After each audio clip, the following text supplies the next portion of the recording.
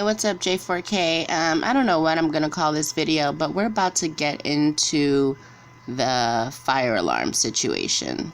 I'm going to drop the link to this video. It's on another channel called Tree Game Production. Let's go. Cheryl, Larry, I know I told you. I've done doors. Someone even pulled a fire alarm.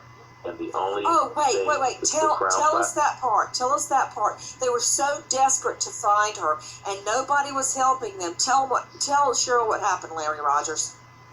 Yeah, one of the young people pulled a fire alarm because they felt she was somewhere in the hotel. They didn't know if she was in the room and someone had abducted her or exactly what had happened. And that's the only thing that really prompted the beginnings of an investigation by the Rosemont Police Department. They finally came out and said, what's really going on?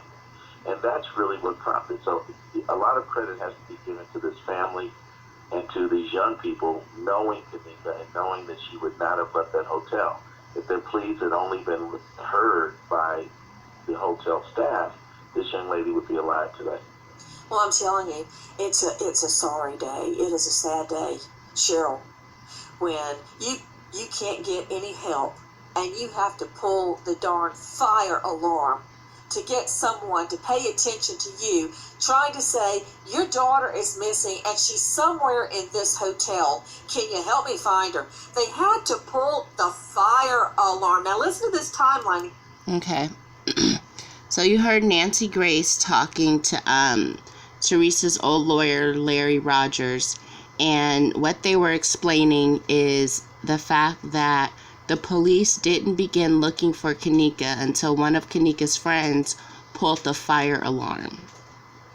So that's very important because the date and time that this person pulled the fire alarm is the date and time that the actual search began for Kanika, right?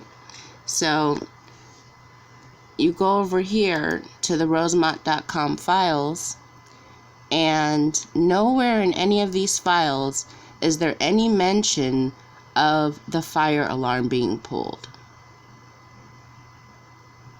Now, if this was an accident and there's no foul play and there's no cover-up, why would they hide the fact that somebody had to pull a fire alarm for them to begin the search to find Kanika? See, when you tell one lie, you have to tell another lie to cover up that lie, and then another lie to cover up that lie. You see, so they created a narrative with all of these dates and times, and they pretended like all of these people were actually looking for Kanika, but that's not what was happening. And this is further proof of Rosemont's corruption and Kanika's murder being covered up. So you have a lawyer going on record saying that the fire alarm was pulled, and that's the reason that they actually began taking this case seriously and looking for Kanika. And then you have Rosemont, the village, providing all of these documents with no mention of a fire alarm. So stay woke, people.